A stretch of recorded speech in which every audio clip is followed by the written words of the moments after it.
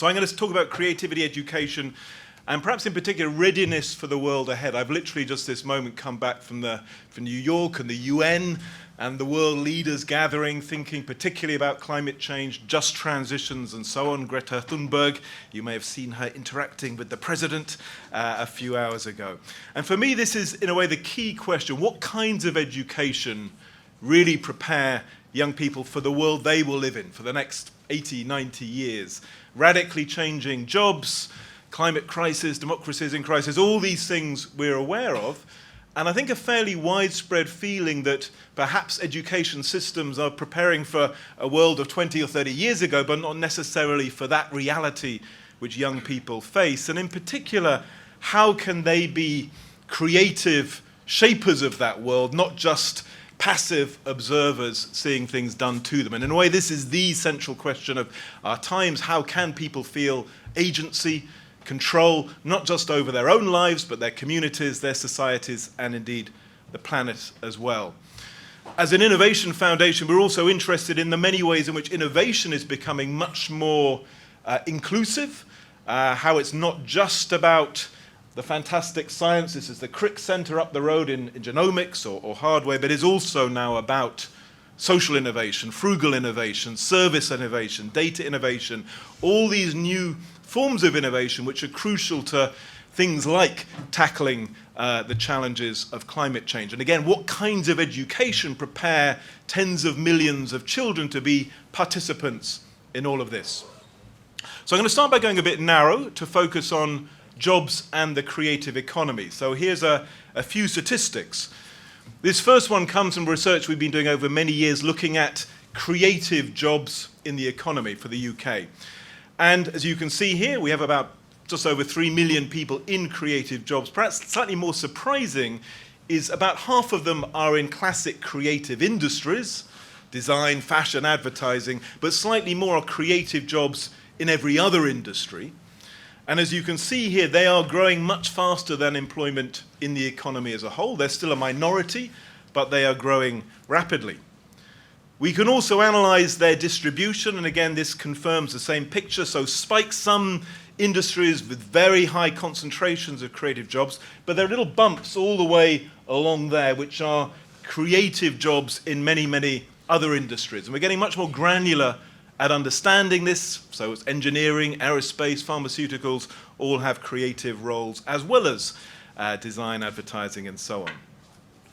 We've also been looking at jobs growth in the future, the next 10, 20 years, and I'll very briefly mention some of the things there. This is one analysis here looking at the interaction of creativity as a component on the left-hand axis, but also various organizational skills on the other axis. And as you can see, there's particular rapid growth of jobs which combine these two together. Project management skills, business skills, plus creativity. We're beginning to get much more insight, I think, into the likely dynamics of future jobs growth.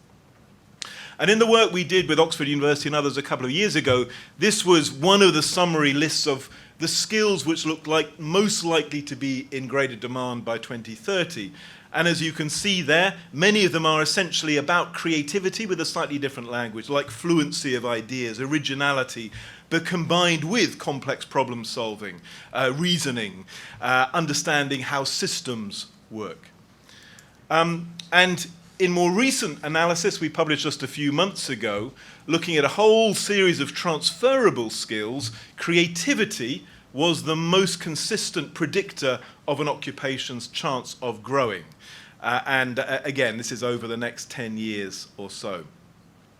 I think perhaps even more surprising is the work we've tried to do using this same analysis of skills patterns to predict which will be the new jobs in a few years' time which don't exist. And we couldn't predict exactly what the new jobs would be, but we did try and predict what skills are most likely to be in those new jobs on the basis of analysis of the past, but also expert panels looking in detail at different fields. And as you can see, the sort of mix of skills are not in fact AI programming and so on. They are things like fine arts, originality, and design. And indeed, the occupations closest to these new ones, again, is not what you might expect from a sort of standard picture of the fourth industrial revolution. They are jobs like florists, window dressers, as well as a lot around leisure, catering, restaurants, and so on. In a way, this shouldn't be surprising. This has been the pattern in the last 10 or 20 years, but we think it's highly likely to continue. So, these trends, I think fairly obviously for this audience, reinforce the much broader case, the much more fundamental case for creativity in learning. And over recent years, we've been doing a lot of studies trying to make sense of this, how creativity protects you from the robots taking your jobs, what is the evidence on collaborative problem-solving skills, what methods actually work in schools. We've been doing a lot on AI in education, and we now run quite a big fund commissioning and doing test beds on AI. And I think also the role of universities. What would universities look like if creative challenges, problem solving were at the core of their curriculum? And if you're interested, we published quite a series of both surveys and proposals on that, sadly not adopted very much yet in the UK. The slightly depressing side of this, though, is the evidence. So this is a chart from the Education Endowment Foundation, a big funder of research on education here in the UK. And as you can see there at the bottom on their summary of findings on non-cognitive skills, the evidence on what actually works in terms of creativity in education, its effect on other outcomes like academic outcomes, is either, I think they're a bit harsh, they're saying no evidence and low, not available, but this definitely isn't a field bursting with strong evidence about what to do, what works and what to avoid. So that's one of the reasons why we think we need more experiment, more evidence, more sense-making of exactly the kind that I hope will be happening here in the next couple of days. We fund a lot of programs here at Nesta in this space.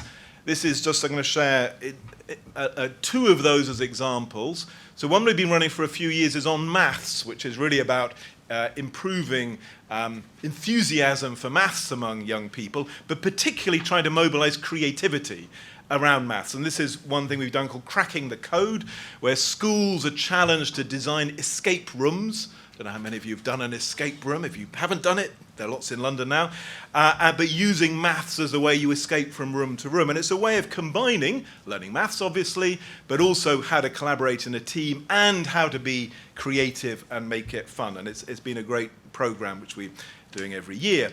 And another one, which we actually launched the latest version of yesterday, is a thing called the Longitude Explorer Prize, aimed at 11 to 16-year-olds, where we've been challenging them to use either satellite data or Internet of Things or AI to solve problems or meet needs in their communities. So the first winner was an app for homeless people. The last one was on helping children with ASD to communicate. And we've literally yesterday launched, say, the new, rather scaled up prize. But again, it's trying to mobilize creativity and technology and problem solving and working in a team all together. And we think that's part of where this whole field needs to go. I'm just going to end with a sort of broader point, which was a topic which we held a number of sessions with the OECD last year around this, and the Secretary General amongst others, from work we were doing with Professor Mangabeira Unga, who's a professor at Harvard University and a former minister in Brazil. And essentially, the sort of diagnosis, which we then published in a report earlier this year, was that in many ways the knowledge economy, the creative economy, has been in some ways artificially confined to particular companies, not the average company, particular places, not the average town or region, and particular social groups.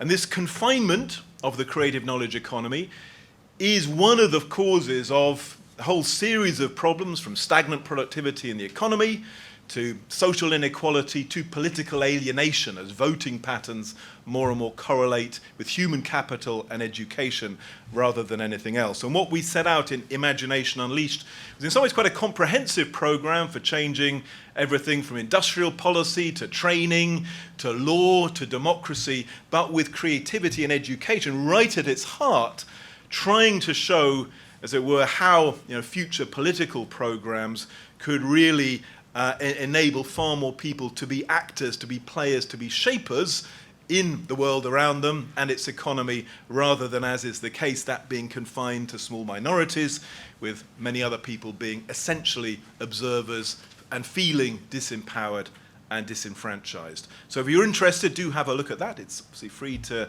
download. But I think it's part of the broader, the broader challenge, what's at stake in the issues we're going to be talking about in the next couple of days. So thank you, and hopefully my main job here, of course, is to make sure you have tea and coffee and water and the lifts work. But I hope we have a fantastic conference. Thank you.